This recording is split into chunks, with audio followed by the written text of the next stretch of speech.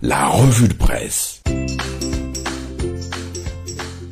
Ebola, tensions politiques et insécurité des enfants, trois préoccupations majeures dominent l'actualité médiatique au Sud Kivu entre urgence sanitaire, crispation démocratique et montée de la criminalité. Ouvrons cette revue de presse avec la situation sanitaire qui continue de susciter des vives inquiétudes. Selon le média en ligne Jambo RDC, l'épidémie d'Ebola progresse en République démocratique du Congo. Plus d'une semaine après sa déclaration officielle, le pays enregistre déjà plus de 1000 cas symptomatiques, dont 101 confirmés et 17 décès. Ces chiffres ont été communiqués mardi 26 mai à Kinshasa par le ministre de la Santé publique, le docteur Roger Kamba, lors d'un briefing de presse. Dans son intervention, poursuit le journal, le ministre a précisé qu'environ 230 patients sont actuellement pris en charge dans les trois provinces les plus touchées, l'Ituri, le Nord Kivu et le Sud Kivu. Il a également indiqué que près de 3600 personnes ont été identifiées comme contacts des malades avec différents niveaux de risque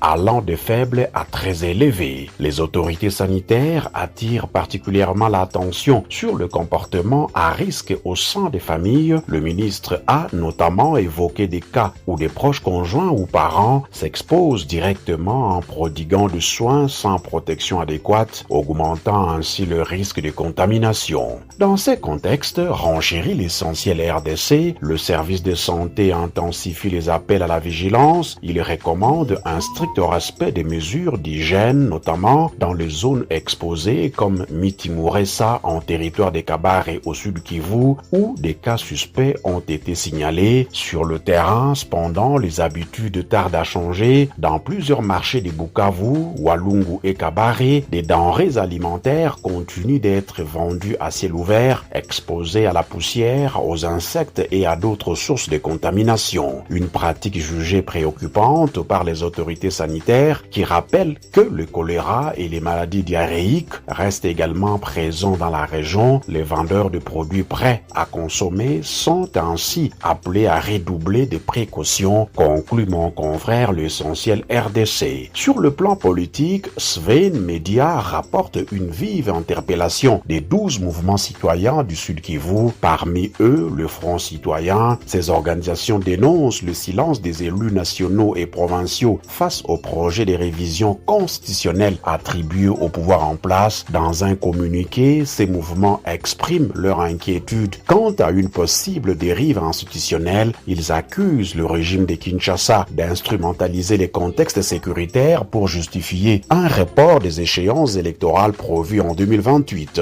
Selon eux, cette stratégie viserait à ouvrir la voie à un troisième mandat jugé anticonstitutionnel. Enfin, la question sécuritaire refait surface avec insistance. Le média Le Souverain Libre alerte sur une recrudescence des enlèvements d'enfants dans plusieurs localités du Sud Kivu. Ces actes criminels, souvent motivés par des demandes de rançon, ciblent principalement des écoliers. D'après plusieurs témoignages, le ravisseur profite de l'isolement de certains enfants, notamment sur le chemin de l'école ou à proximité des habitations. Une fois l'enlèvement perpétré, les familles sont contactées et contraintes de verser de l'argent pour obtenir la libération de leurs enfants. Une situation qui alimente la peur au sein des communautés et relance le débat sur la sécurité des mineurs. C'est la fin de cette revue de presse. Merci de votre attention. Restez connectés pour d'autres informations. Excellente écoute à toutes et à tous.